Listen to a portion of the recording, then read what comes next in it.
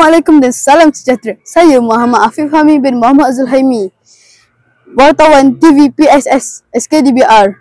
Hari ini sempena Majlis Penyampaian Watikah Pemimpin Muda 2025. Saya dan juru kamera saya, Arik Khairi, berpeluang untuk menemu bual beberapa individu yang terlibat dalam acara ini.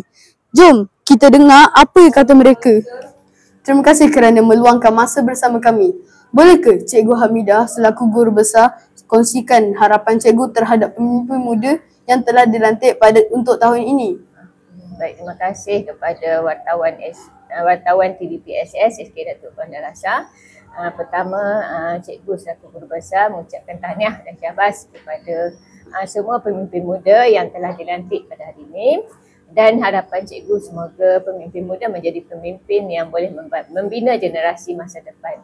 Jadi sebagai pemimpin masa depan, cikgu harap dapat memimpin rakan-rakan di bawah di sekolah Datuk Puan Darasha ini untuk menjadi insan-insan yang berdisiplin dan bertanggungjawab.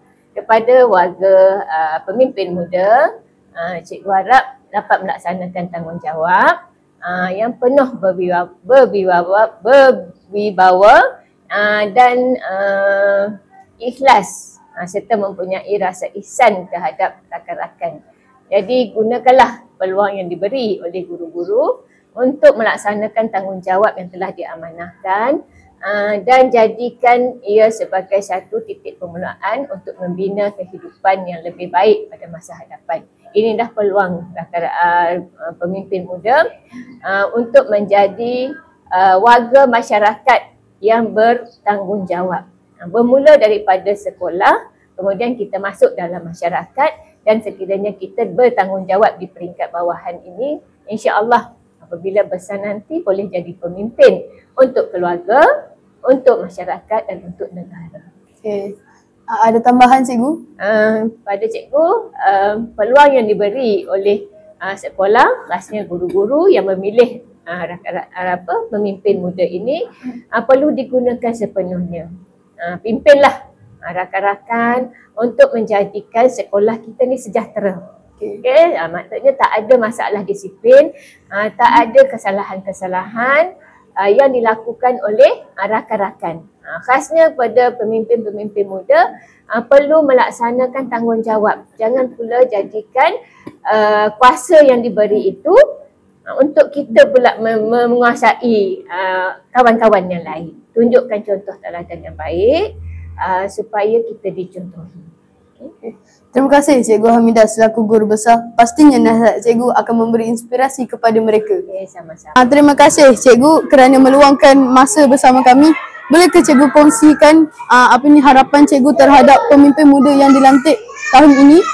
Baik, harapan saya lah kepada pemimpin muda yang kita lantik pada tahun ini 2025 agar mereka dapat menjalankan tugas dan tanggungjawab yang diberikan kepada mereka dengan penuh tanggungjawab, dedikasi dan dapatlah sama-sama membantu guru-guru dan sekolah lah dalam membentuk disiplin warga SKDBR.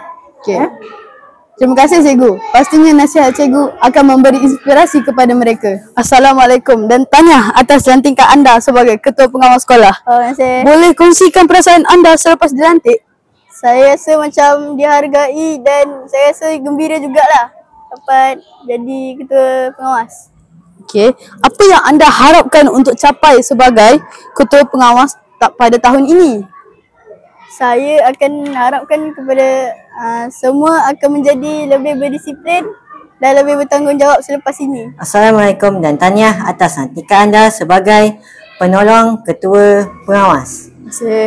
Boleh kongsikan perasaan anda selepas dilantik?